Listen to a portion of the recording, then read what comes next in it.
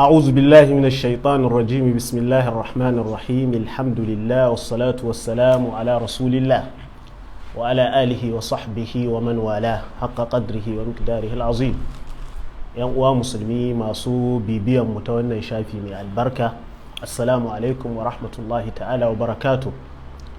Kamar yadda muka yi muku alkawari gwargwadon iko, insha Allah za mu rinka gudanar da abubuwan da za mu iya yi gwargwadon lokaci na karatu ko faɗakarwa.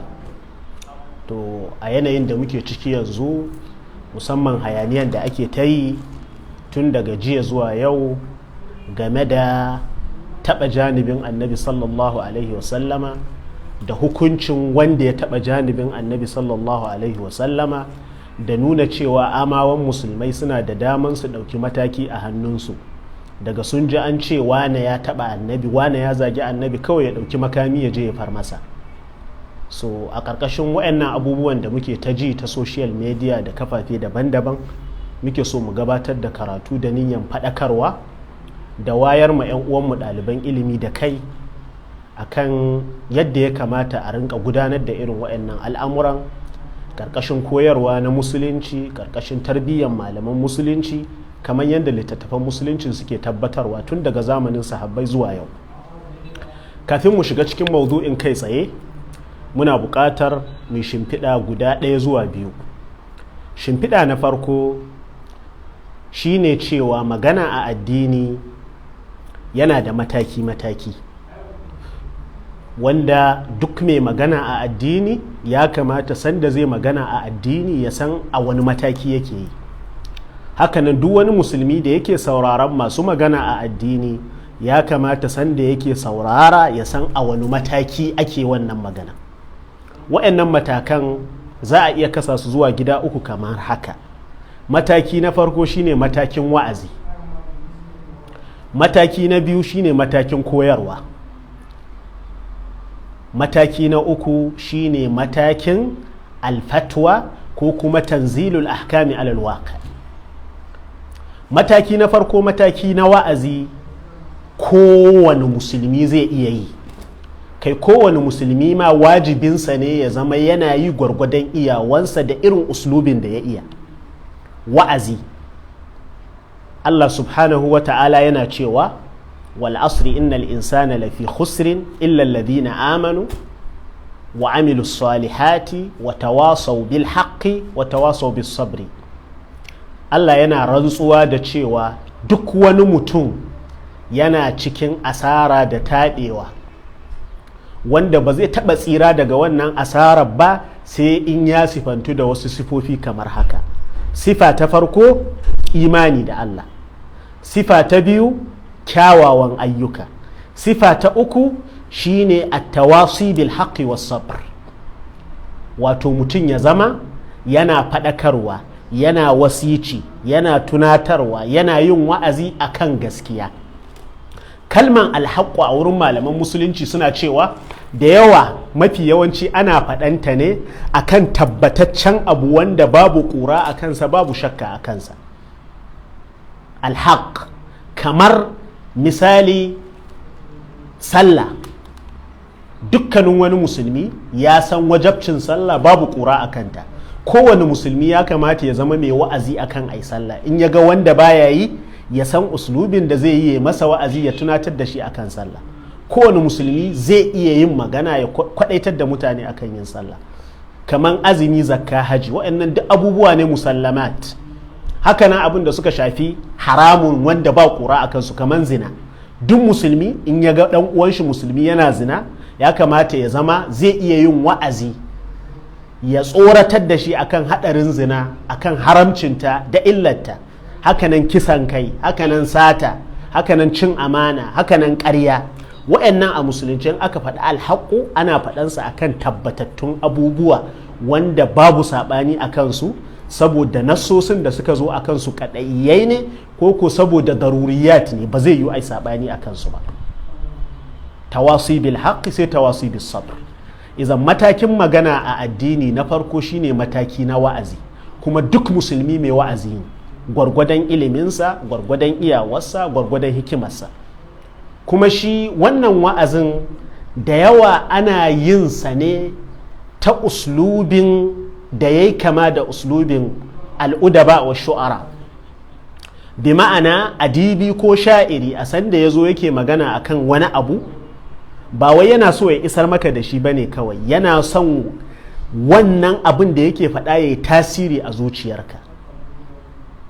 Zai tattaro duk asalib da yake da shi na fasaha da hikima da khayal saboda wannan saƙon ya shiga cikin zuciyarka ya zauna kamar yadda yake a zuciyarsa. To da yawa a mataki na wa'azi akan yi amfani da irin wannan uslub ɗin, uslub khitabi, yani yadda za ka tsoratar da mutane akan aikata haramu, ta yadda za ka ga da yawa wasu ma in suka zo wannan matakin da hadisai maudu'ai da hadisai da'ifai duk karimawa suke su faɗi, saboda abin da suke tabbatarwa ɗin nan kaman akan haramcin zina, har hadisai maudu'ai za su faɗi saboda shi zina ba ƙura akan haramcinsa. Saboda haka in an yi amfani da hadisi ko ba sahihi ba ne a wajen tsoratar da mutane akan zina, wasu suna kallon ba matsala ba ne. Muhim wanda yake wa'azi ya za a yi tasiri ga masu saurarensa. Hakan yana da asali ya kullahum fi anfusihim qawlan baligha, yana da asali, sai dai yana da kyau ya zama an yi shi a ƙarƙashin koyarwar musulunci, a ƙarƙashin ilimi, wanda mataki na wa'azi da yawa ana yin sa ne, wa'azi ana yin sa ne akan abin da babu ƙura a kansa, babu saɓani a kansa, abu ne mare kyau, haramun ne, mummuna ne, babu saɓani a kansa, abu ne mai kyau, abu ne wajibi, a nan ake wa'azi. Mataki na biyu daga cikin matakokin magana a addini shine matakin koyarwa, wanda matakin koyarwa ba kowa yake yi ba, sai wanda ya koya zai koyar da ilmomin addini, koyar da alkur'ani. Wanda bai koyi alkur'ani ba zai koyar ba. Annabi sallallahu alaihi wasallam ya koyar da sahabbai sun koyar, haka har zuwa gare mu. Duk wanda zai zo ya buɗe makaranta na koyar da alkur'ani dole ya zama shi ma ya koya, izan ba kowa zai iya yin haka ba. Hakanan hadisan manzan Allah sallallahu alaihi wasallam, hakanan karatuttuka na fiqhu, hakanan ilmomi na musulunci mabambanta, ba kowa ke iya yin koyarwa ba, sai wanda ya karatu ya samu shaidan cewa ya iya abin da ya koya kuma zai iya koyarwa. Mataki na biyu kenan wanda ba kowa yake yi ba, wanda wannan matakin ba irin matakin wa'azi ba ne, mataki ne na tabbatar da daidai da gaskiya. Babu wani hikinkimu da caccakuɗa magana da fasaha, gaskiya za a tabbatar ma ɗalibi da karatu yadda yake.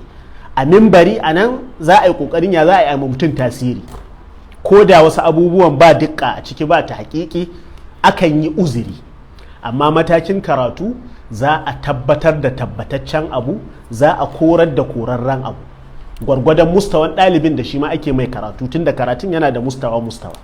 Akwai 'yan firamare, akwai 'yan sakandare, akwai 'yan sama, akwai mataki-mataki. Mataki na uku na magana a addini, wanda shine mafi girma, mafi haɗari, shine tanzilul ahkami alal waqi'. Tanzilul ahkami alal waqi' shine abubuwan da suke faruwa a zamanin ka na wazil kenan. Ka ɗauko ayan alƙur'ani ka ɗaura, ka ce abu da ya faru kaza, hukuncinsa kaza a ƙarƙashin aya kaza. Hadisan annabi sallallahu alaihi wasallam kaza ya faru, wannan abin da ya faru hukuncinsa kaza a ƙarƙashin hadisi kaza. Littattafan malaman musulunci kaza ya faru, hukuncinsa kaza a ƙarƙashin abin da al'imamu Malik ya ce, ko al'imamu wane ya ce, ko wane ya ce. Wannan shi suke kira da shi tanzilul ahkami alal waqi', wanda wannan masu yin wannan su ne waɗanda suka yi ƙololuwa a addini, ba kowa yake yi ba. Ba wa'azi na kowa ne, koyarwa ba na kowa ba ne. Matakin ƙarke shine tanzilul ahkami alal waqi', wanda mafi yawanci wannan matakin na zuwa ne a sanda wasu matsaloli suka faru, ana neman masu mafita. Za a duba ƙur'ani da hadisi da littattafan musulunci me mafita, me hukuncinsa. Shi wannan matakin na ƙarke tanzilul ahkami alal waqi', waɗanda suke yin sa sun kasu zuwa uku. Na farko daga cikinsu akwai manyan malamai da suka kai matsayin mujtahidai, sun kai matsayin ijtihadi a musulunci a ma'anansa na istilahi, wanda ya kai ya ijtihadi wajen fassara alkur'ani. Mustawan shi na larabci da ilmomin musulunci sun kai shi wannan matsayin. Mustawan ya istinbatin hukunci. Duk wanda yake zuwa makaranta ya san cewa wannan matakin ba mataki ne da ake samun shi a sati ɗaya ko sati biyu ko shekara ɗaya ko shekara biyu ba. Da yawa ma akan same shi bayan an yi furfura ne. Illa an nazril yasir, waɗanda Allah ya musu wani baiwa da ba a cika samu ba. To waɗanda suka kai matakin tanzilul ahkami alal waqi' sun kasu kashi uku. Akwai malamai mujtahidai wanda duk wasu matsaloli da suka faru musulmai wurinsu suke zuwa su ce kaza ya faru me mafita. To malami wanda yake irin wannan kalan zai ba da fatawa a lokacin, zai iya ijtihadinsa ya ce hukunci kaza. Shi ma ba za a kawo maka matsala kai tsaye kana zaune ka ɗauko shayi ka sha ka bada ba. Dole sai ka je ka yi bincike, ka ƙara yin ta haƙiƙi, ka ƙara samun natsuwan zuciya, shine ijtihadin. Sannan wanda ya tambaye ka bashi fatawa akan abun da ya tambaye ka. Ba dole, idan fatawar da ka bashi ya gamsu da ita, zuciyarsa ta natsu ya aiki da ita. In ba ta natsu ba ya bar maka abun ka ya tafi wajen wani malami mai fatawa, ba ilzami. Har ma akwai hadisi da ake dogara da shi da cewa manzo sallallahu alaihi wasallam na cewa istafti qalbak, ma'ana bayan ka tambayi malamai, izastafaitan nasa, bayan ka nemi fatawan malamai sun maka fatawa, a ƙarke ka tambayi zuciyarka, kai aiki da abin da fatawar da zuciyarka ta natsu da shi. Duk malamin da ya maka fatawa ka ji zuciyarka ba ta natsu ba, ka kyale shi ka tafi wajen wani malami, kuma ba ya da daman ya ce dole sai an yi amfani da wannan fatawa. Wannan na farko kenan wanda yake da daman tanzilul ahkami alal waqi', tanzilul ahkam daga qur'ani, hadisi, littattafan malamai. Na biyu daga cikin masu tanzilul ahkami alal waqi'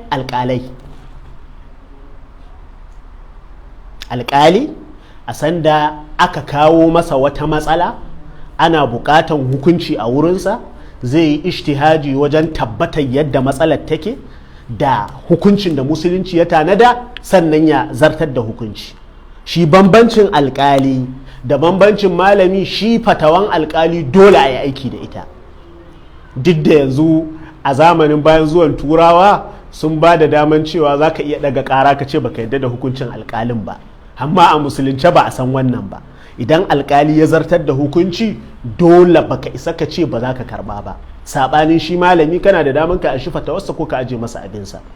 Wannan shine mataki na biyu na alƙalai, wanda mun san cewa haɗarin da ke cikin alƙalanci da matakan da ake bi kafin a zaɓi alƙali a ko'ina. Har yanzu ba kowane mutum yake samun daman zama alƙali ba, ko a yanzu ba kowa ne yake iya zama alƙali ba. Shi ma alƙalin ko da bai cancanta ba aka bashi alƙalanci, zuciyarsa tana jin zafin, takan ji ƙalubalen da ke gabansa yadda zai fuskanci Allah da cewa yana alƙalanci alhalin bai cancanci yayi ba. Sai mataki na uku masu tanzilul ahkami alal waqi' su ne auliya'ul umur, jagorori, shugabanni na musulunci, khalifa na musulmai, waliyul amri na musulmai, sarki ne koko da uslubi na zamani, gwamna ne wanda aka zaɓe shi aka rantsar da shi akan yin shari'ar musulunci. Wa'annan guda uku su suke da daman tanzilul ahkami alal waqi'. Kuskure ne malami mai wa'azi ya ba kanshi stamp din cewa duk wanda ya kawo masa fatawa kai tsaye zai ba shi amsa. Ba duk mai wa'azi ya kai matsayin ya fatawa ba, kai ko mai koyarwa ba duk mai koyarwa ya kai matsayin ya fatawa ba. Malami ne zai koyar da kai tun daga akhdari zuwa muktasar, ya kware ya ma haddace su a kansa, amma matsala in ta faru nazila in ka kawo masa fatawa, in dai ba shi a cikin littattafan da ya karanta ba zai baka amsa ba, baya ba da fatawa. Izan ba kowane a malaman ma ba kowa bane ya kai wannan matsayin. Dole mai magana a addini ya san a wani mataki yake yi, kuma sannan me matsayinsa. Umma minna illa lahu maqamun ma'lum. Tanzilul ahkami alal waqi' abu ne mai hadarin gaske, mai santsin gaske, mai zurfin gaske. Ilimi ne wanda yake da alaka da ilmomin shari'a, shi zai fahimci abin da nake faɗi. Yani ina da wani littafi na wani daga cikin malaman Maghrib da ya rubuta, wanda asalin littafin risalarsa ce ta doktora akan usulul fiqh. Littafin sunansa fiqhut tanzil, ma'ana yadda ake ɗauko hukunci daga littattafan fiƙihu a saukar da su akan abubuwan da suke faruwa a zamani, wanda wannan littafin yana da shafin da ya haura shafi 1000 da 'yan kai. so shi kan shi karanta littafin gaba ɗayansa la ya'ani cewa za ka iya yi, kawai mabuɗai ne da abubuwa da yake faɗi, ba wai shine zai baka ahliyan ya zama tanzilul ahkami alal waqi' ba, wanda wannan juz'iyyan kullum akan ta ake rigima. Duk wani hayaniya da fauda a musulunci zaka ga tana da alaka da tanzilul ahkami alal waqi'. Shine wanda bai iya hada baki da kyau ba ya dauko Bukhari ko ya dauko Fathul Bari ya karanto ibara a caccakuɗe ya fassara ta ya bada fatawa. Duk inda kaga hayaniya a musulunci sai kaga yana da alaka da wannan.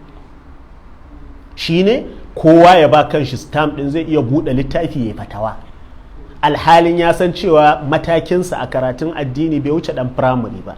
Ba mamaki in ka tambaye shi ya faɗan maka littattafai 10 da ya karanta su a gaban malamai daga farko har ƙarke, bai yi ba, yare ma a samu guda 3.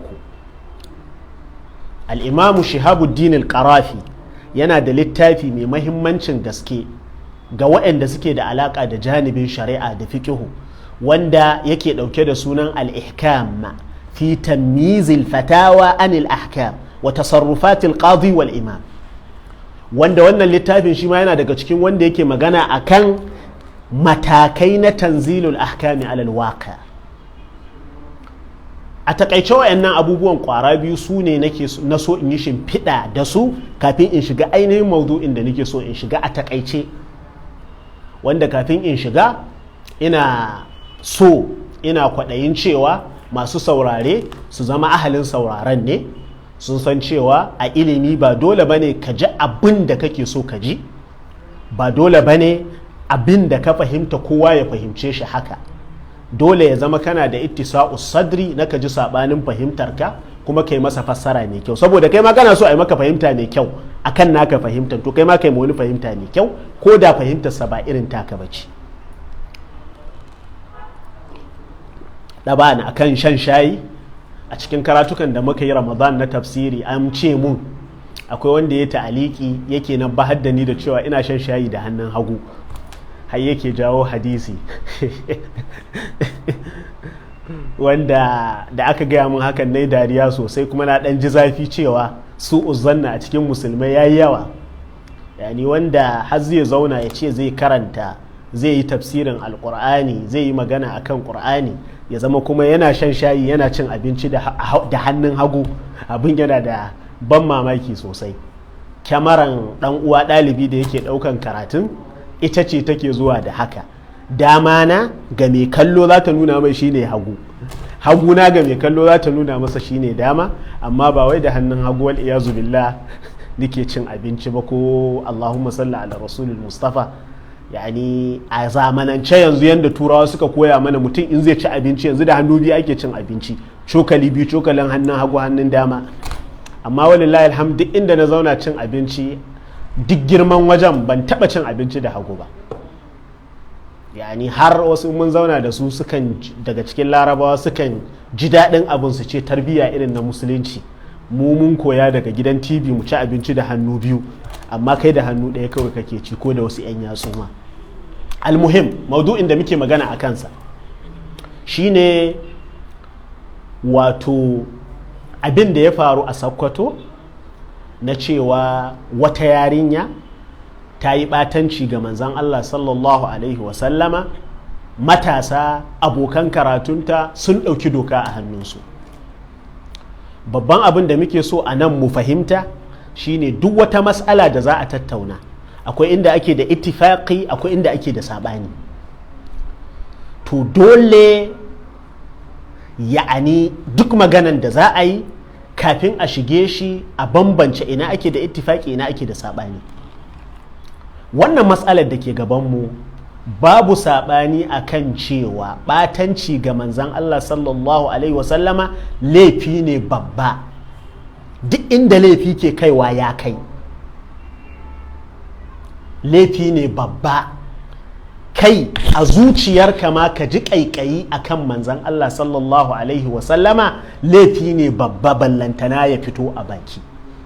wanda a ƙarƙashin hakan ne manzan Allah sallallahu alaihi wasallama yana magana da ɗaya daga cikin matarsa a gefen masallaci da daddare, sahabbai za su zo wucewa ya kira su ya ce ku zo ku duba matata ne wacce, saboda kada wani abu ya shiga zuciyanku ku halaka ba tare ma da ya fito baki ba.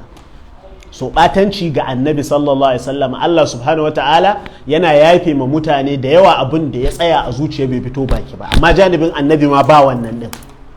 Taɓa manzan Allah sallallahu alaihi wasallama laifi ne babba, wanda kasancewan hakan laifi ba a wurin musulmai ba ne kadai, har waɗanda ba musulmai ba sun tabbatar ma cewa ɓatanci ga annabi laifi ne babba, wanda ya zama dole, wato ya zama dole akwai matakin da za a ɗauka akan wanda ya taɓa annabi, ko musulmi ne ko ba musulmi ba ne, a garin musulmai ne ko ba a garin musulmai ba.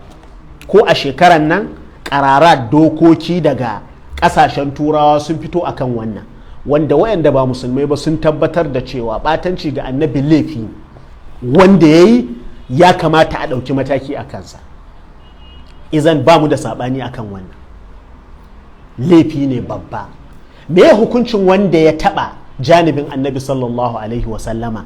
Shi ma kusan babu saɓani akan cewa wanda ya taɓa janibin annabi kisa ne, hukuncinsa a kashe shi, babu saɓani, musamman ya zama wanda ya taɓa janibin annabin ya yi ɓatancin musulmi ne, shi kusan babu saɓani. Duk musulmin da ya yi ɓatanci a janibin annabi hukuncinsa kisa, ba saɓani a nan. Amma idan ya zama wanda ya ɓatancin ba musulmi ba ne, nan akwai saɓani. Shin hukuncinsa kisa ne ko hukuncinsa ba kisa ba ne?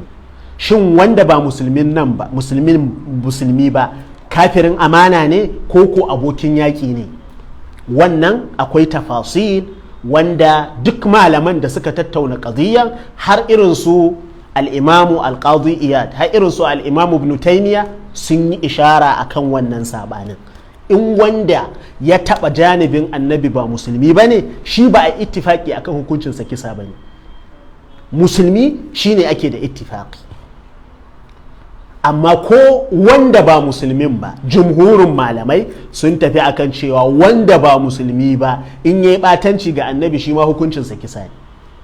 To a ƙarƙashin wannan za mu iya tamshiyatul maudu, mu ce mun yi ittifaki akan duk wanda ya taɓa janibin annabi ya yi ɓatanci, musulmi ne ko ba musulmi ba, hukuncinsa kisa.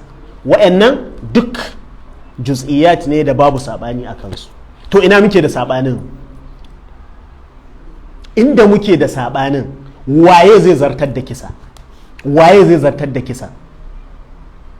Shin amawan musulmai suna da daman su haɗa kai su je su zartar da kisa? Musulmi guda ɗaya shi kaɗai yana da daman ya je ya zartar da kisa?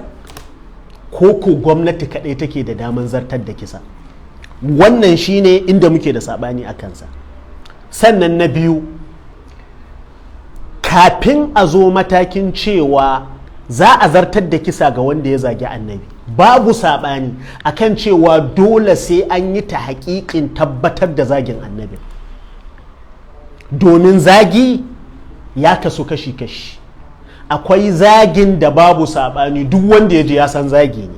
Akwai zagin da wani zai fassara shi a zagi, wani ba zai fassara shi a zagi ba. Akwai zagin da a wajen larabawa zagi ne, a wajen hausawa ba zagi ba ne. Akwai zagin da a wurin hausawa zagi ne, a wajen larabawa ba zagi ba ne. Yanzu misali wannan a wannan juz'iyyar na yi ishara akan ta aksar min marra cewa Allahumma salli ala rasulil Mustafa, a sanda kake yaban balarabe, a cikin yaban da kake ma balarabe ka faɗi sunan matarsa aibi ne, yana kama da zagi. Da za ka ɗauko duk waƙoƙin da muke da su a saƙafan larabci da aka yi da niyan yaban wani, ba za ka ga an kira shi an ce mai mijin wance ba. Haka da za ka zo janibin annabi sallallahu alaihi wasallam, tun daga su sayyidina Hassan ibn Sabit har zamaninmu, waɗanda suka rubuta yabo ga annabi sallallahu alaihi wasallama, zai wahala ka samu baiti ɗaya da wani yake yaban annabi ya ce masa mijin Aisha ko mijin Zainab ko mijin Khadija. Saboda laraba a wajensu faɗan sunan matan mutum ma aibi ne, baya so wani ya faɗi sunan matarsa, ba sa yi. Amma mu a wurin hausawa ba haka bane. Yanzu da larabci ka rubuta ƙasida a makla'in ka fara ta da kana yaban annabi da cewa ya zauja aishata au ya zauja khadija, duk balaraben da ya ji zai istigrabi cewa haza la yafham, wannan ba bai da fahimtar sakafar larabci. Amma a hausa ga yanan duk suna yi, kuma ba za ka samu wani malami bahaushe ba ya zo ya ce hakan bai halasta ba, saboda a wurinmu ba matsala ba ne. Izan zagin nan har waɗanda suka fi zafi akan wannan janibin, kafin a zo cewa hukunci kisa ana buƙatan a yi ta haƙiƙin an yi zagin ko ba a yi ba, abin da aka yi zagi ne ko ba zagi ba ne. Shi wannan ta haƙiƙin ba zai taɓa yiwa ya zama a hannun amawa ba. Yani mafi yawancin amawan da za ka zo yanzu da hausa nake magana, amma ina da yaƙinin cewa wasu jumloli na wani zai fahimce su a akasi. Da hausa kake magana, za ka ga wani kai gabas ya yamma baya fahimtar abin da kake cewa, kuma da yaran ku ɗaya, yaran asali, yaran da ba koya kuka yi ba. Da yawa daga cikin amawa yafhamu ghaira ma yasma, kamar yadda ake sifanta wani malami ake sifanta shi da cewa mene, yani yafhamu yaktubu ghaira ma yasma wa yafhamu ghaira ma yaqra wa nahwu zalik, nihayatu takhabbut, yani abin da ake faɗi daban, abin da yake fahimta daban. To ba zai taɓa yiwa ko ta hakiki ya zama a hannun amawa ba. Wannan na farko kenan. Wannan ka faɗa da babban murya. Malaman musulunci gaba ɗaya sun yi ittifaƙin cewa ba za a kawo matakin zartar da hukuncin kisa akan mutum da sunan ya taɓa annabi, ya zagi annabi ba, sai an yi ta haƙiƙin an yi zagin ko ba a yi ba. Kuma wannan ta haƙiƙin ba zai yiwu ya zama a hannun amawa ba. Dole malamai da alƙalai su za su yi ta haƙiƙin wannan, sannan bayan nan kisa ya biyo baya. Wannan mahalli ne na ittifaki, dole a yi ta haƙiƙin an yi zagin ko ba a yi ba. Bayan zagi ya tabbata sannan kisa zai biyo baya. Na biyu shine halascin mutane su ɗauki doka a hannunsu. Tabbas duk wanda zai magana da sunan fikihu, wanda fikihu a ƙarƙashinsa ake sanin matsayin komai a musulunci. Aɗifa ba ta fitar da matsayin abu a musulunci, mashair ba sa fitar da matsayin abu a musulunci. A duk sanda za ka zo ka ce hukuncin kaza kaza, uƙubar kaza kaza, za ka yi magana ne da harshe na fikihu. A fiƙihance babu wani haddi da zai yiwu ya zama yana hannun mutane amawa. To tabbas a takaicen takaitawa da yake zaman namu zama ne na wani karatu, kafin mu shiga karatun na somi wannan na minti 30. Abin da ya faru a Sokoto akwai kurakurai guda biyu a cikinsu wanda ya zama dole a faɗakar dan gaba. Kuskure na farko shine ɗaukan doka a hannu. Duk wani haddi da ake da shi a musulunci ka je ka bi duk littafin da kake so. Haddi ba shi a hannun amawa, a hannun gwamnati yake. In dai akwai gwamnati, ƙasan musulmai akwai gwamnati, duk wani haddi a hannun gwamnati yake. Abin da ami zai iya yi shine ya sanar da gwamnati wane ya yi kaza, ko ya taimaka ma gwamnati wajen kama shi, amma ya zartar da wannan hukuncin a hannun sala abu ne wanda yake hannun gwamnati. Wanda ya taɓa janibin annabi sallallahu alaihi wasallama aka tabbatar ma yayi, a sanar da gwamnati. Idan ya gudu ne za a iya taimaka ma gwamnati wajen kama shi, a taimaka mata, sai a sa ma gwamnati ido. Ta yi abin da ya kamata ta yi, falillahi alhamd. Ba ta yi ba, to in gwamnatin ƙasa ta kasa, akwai gwamnatin sama. Duk wanda ya ɓatanci ga annabi sallallahu alaihi wasallama, gwamnatoci suka ƙi ɗaukan mataki a kansu, wallahi Allah ba zai ƙyale ba. Tarihi ya nuna duk wanda ya taɓa annabi sallallahu alaihi wasallama, Allah baya saurara masa, cikin lokaci Allah yake ɗaukan mataki a kansa. Ga yanan ko a ƙasashen turawa, ko ba da daɗewa ba za ga an kawo maka labarin wani wanda ya rubuta jaridan ɓatanci ga annabi, shekara kaza, tarihi kaza, an yi gobara ya ƙone ƙurmus, ko an yi haɗari ya an rasa shi ga baki ɗaya. Taɓa janibin annabi sallallahu alaihi wasallam, in gwamnatin ƙasa ba ta ɗauki mataki ba, gwamnatin sama ba za ta ƙyale ba. wannan kenan, wannan kusan babu saɓani a kansa. Maganan cewa mutane su haɗu su je su ɗauki mataki a kansu ko da sunan gwamnati ta kasa. Yanzu a sanda za ka zo ka soki shugaban ƙasa ko ka shirya wani ƙulumbotan kawar da gwamnatinsa, ba zai taɓa iya numfasawa ba sai ya ga an ɓatar da kai, sai an ɗauki mataki a kanka. Amma akan janibin annabi sallallahu alaihi wasallama ba shiriritar da ba za ka gani ba. Kakka damu, Allah yana nan subhanahu wa ta'ala zai ɗauki mataki. Amma ɗaukan doka a hannu, haɗarin da ke cikinsa ba ƙaramin haɗari ba ne, musamman ƙasanmu ta Najeriya yanzu da muke cikinta, wadda take cike da rikici iri-iri, rikici na siyasa, rikici na ƙabilanci, rikici na fahimtar addini a cikin musulman kansu, ta'addanci. Ya kasance malamai duk sun yi ittifaqi akan cewa duk wanda aka ce ya zagi annabi a ɗauki makamai a je a kashe shi. Wallahi ƙofar fasadi ce aka buɗe, ƙofar fasadi ce babba aka buɗe, wanda 'yan siyasa da mutane iri-iri za su iya amfani da wannan ƙofan wajen ganin bayan maƙiyansu, su ƙirƙira musu cewa sun zagi annabi, su ɗauki hayan 'yan daba a je a far musu a kashe su. Fasadin da ke cikin wannan ba ƙaramin fasadi ba ne, wanda ya kamata a faɗakar. Wanda ya faru ya riga ya faru, muna magana a kan gaba ne. Tabbas ɗaukan mataki irin wannan ƙofa ce mai haɗarin gaske. Duk musulmi ya sani, musamman a Najeriya yanzu da muke ciki, manya-manyan ƙungiyoyin musulmai da muke da su a Najeriya, kowane ƙungiya, kowane ɓangare suna tuhumman ɓangare da cewa suna zagin annabi. Yani ɓangaren wahabiyawa da yawa suna tuhuman sufaye da cewa suna zagin annabi. Sufi zai iya zuwa ya yi muhadara, ya yi karatu a kan abin da yake itiqadi, wani ɗan izala ce mai ya zagi annabi. To a sanda aka ce daga an cewa ne ya zagi annabi a ɗauki mataki a far masa, me zai biyo bayan wannan kenan? Hakanan ɓangaren sufayen su ma suna kallon wahabiyawa a matsayin cewa suna zagin annabi, musamman janibin iyayensa na cewa iyayensa suna wuta. Duk sufin da ya ji wani yana karatu ya ci iyayen annabi na wuta, yana itikadin ya zagi annabi, to ya ɗauki makami ya je far masa.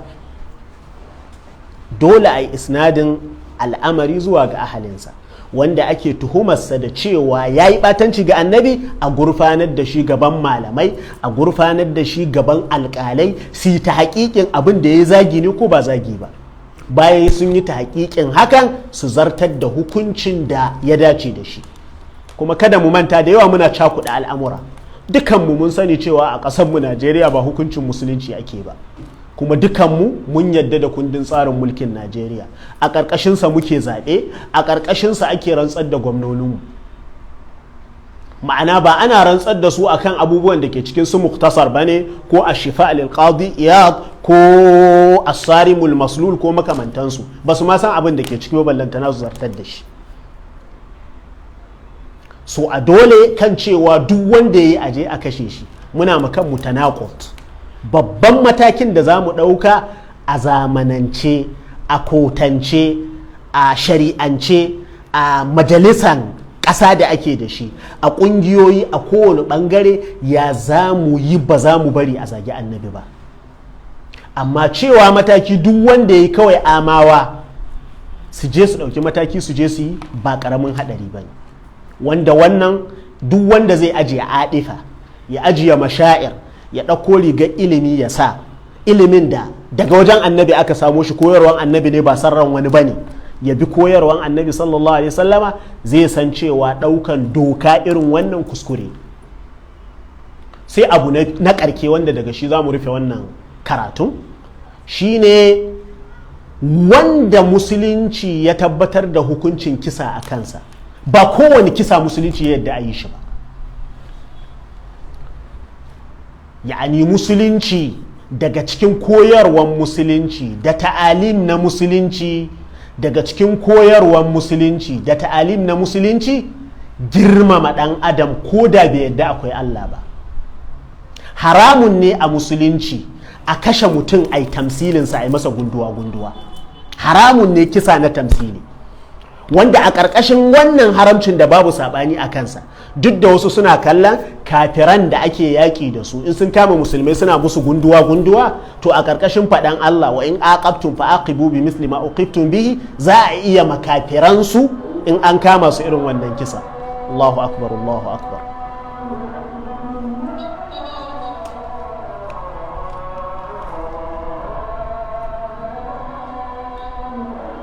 Allahu akbar, Allahu akbar. Izan kisa ta tamsili haramun ne a musulunci. Annabi na cewa idza qataltum fa ahsinul qitla, idza dhabhtum fa ahsinuz zibha. In za a yanka, inna Allah kataba al-ihsana ala kulli shay. Idza dhabhtum fa ahsinuz zibha. Dabbar da zaka yanka ka ci, ka yanka ta hanya mai kyau. Wa idza qataltum fa ahsinul qitla. Haka in za ku yi kisa, ku yi ta hanya mai kyau. Wanda kisa ma ya tabbata a kansa, ba kowane kisa musulunci yadda da shi ba. Duk kuma mai alaka da musulunci ya sani wannan. Hadisi a Bukhari da Muslim da duk kutubu sita, haramun ne kisa na tamsili. In za a fita yaƙi, annabi sallallahu alaihi wasallama daga cikin wasicin da yake masahabbai, kada ku yi kisa na tamsili. Malamai sun yi istinbati a ƙarƙashin wannan hadisin da ke hana tamsili, shine a kashe mutum a yayyanka sa a yi masa gunduwa, wanda har a littattafan sira ana rawaito cewa akwai sanda sayyidina Umar ya nemi izini ga annabi sallallahu alaihi wasallama da cewa ya je ya yanke harshen sayyidina Suhail kafin ya musulunta, saboda ya cutar da annabi da huɗuba da fasaharsa. Da yake neman izini akan haka, annabi yake masa raddi da cewa la umathilu bihi fayumathilu Allahu bi wa in kuntu nabiyyan. Annabi ke cewa ba zan yadda a yi masa kisa na gunduwa ba, idan ne masa haka ni ma Allah zai iya halakar da ni ta wannan hanyar, duk da cewa ni annabi ne. Ma'ana ko annabi bai halasta ya kashe mutum ta gunduwa ba, duk da malaman hadisi na da magana akan isnadin hadisin, walakin ma'ana ne wanda babu saɓani akan tabbatansa. Kisa na tamsili haramun ne, annabi bai taɓa yi ba kuma bai goyi bayan a yi ba, kuma ya hana a yi.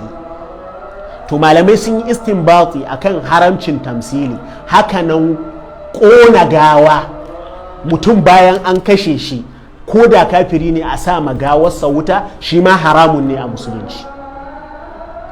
To da Allah malamanmu, yani waɗanda su ne masu faɗa a ji, yani ana buƙatan amana akan duk wani maudu'i da za a tattauna. Taɓa annabi kuskure ne babba, hukuncin wanda ya taɓa annabi a kashe shi. Ko da a ce malamin yana kallon amawa na da daman su je su yi kisa a kansu, uslubin da aka yi kisan bai kyau ba,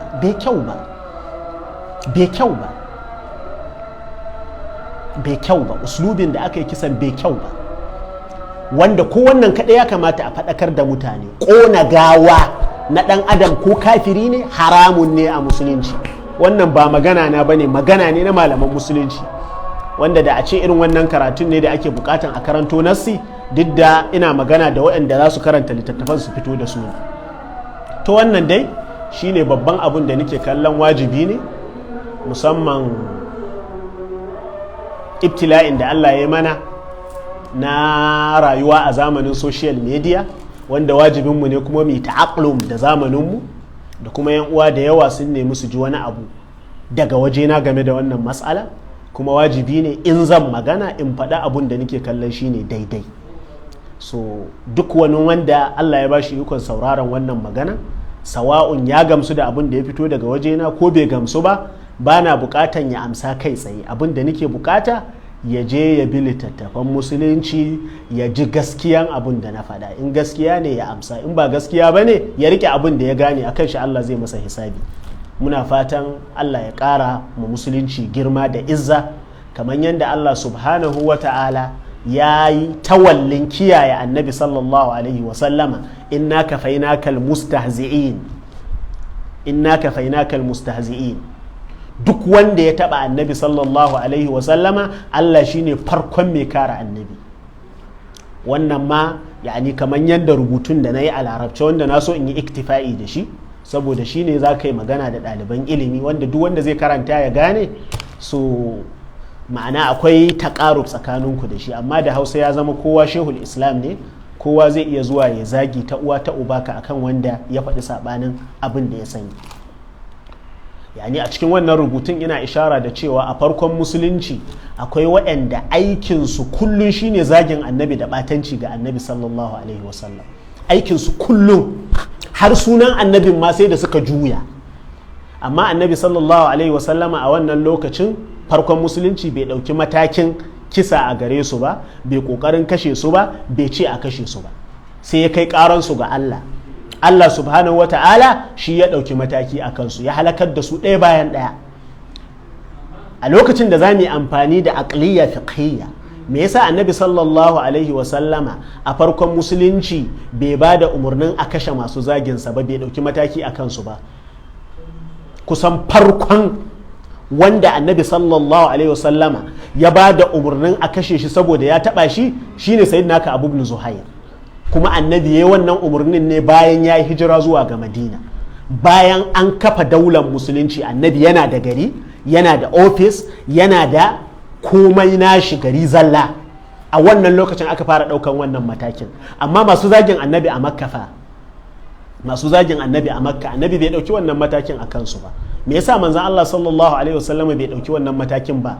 A aqliya fiqhiyya, mafsadan da ke cikin ɗaukan matakin kisa a gare su a Makka ya fi mafsadan a kyale su.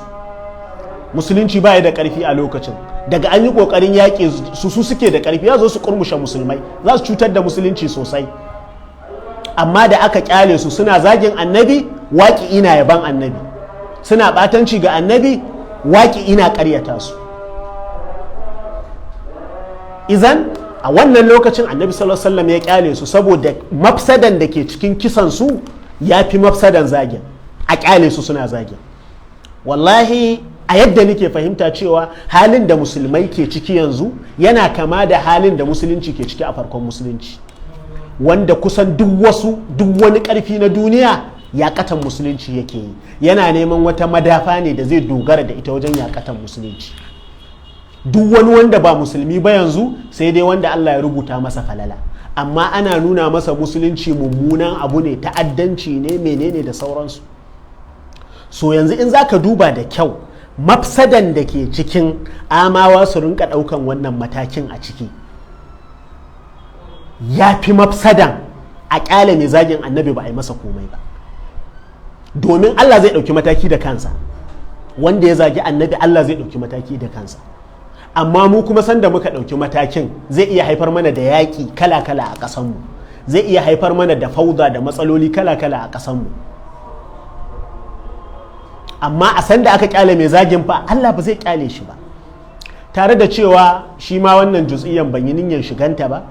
Yani yarinyar da ta yi zagin, yadda ta yi zagin, ta yi a guruf da kalmomin da ta faɗi da shekarunta na rayuwa da kasancewanta, yani akwai wanda muke magana da shi ba da dadewa ba, nike cewa wanda ya jagoranci kashe wannan yarinya, da a ce Allah ya jarabce shi da abin da ya jarabci wannan yarinyan da shi, zai iya yiwuwa sai ya yi ma annabi zagin da ya fi wannan muni.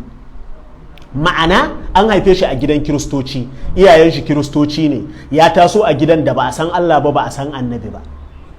Ya zo ya tsinci kanshi a makaranta da musulmai, bai san meye addininsu ba, bai san meye annabinsu ba, bai san waye annabinsu ba.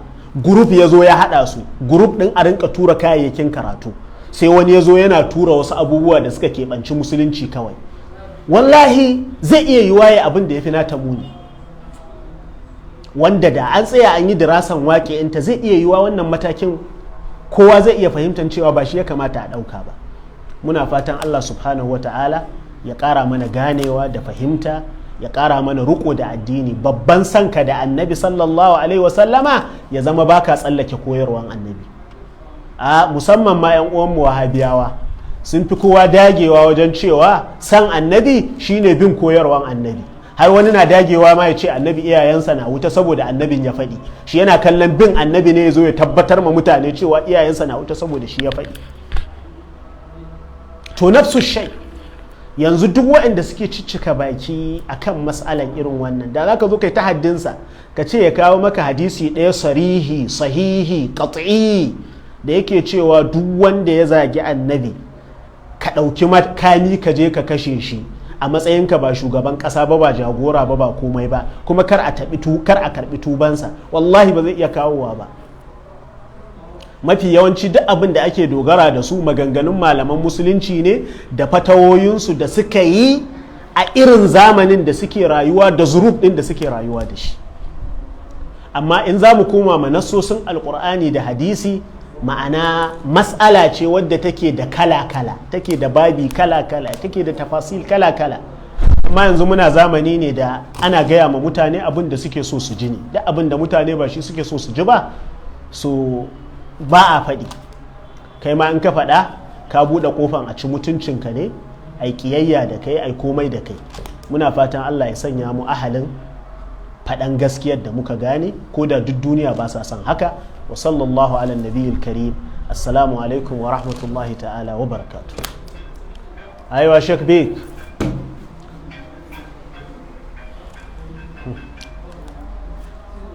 Sheikh Bek. ايوه خلاص انتهينا والحمد لله. نعم تعال اقطع.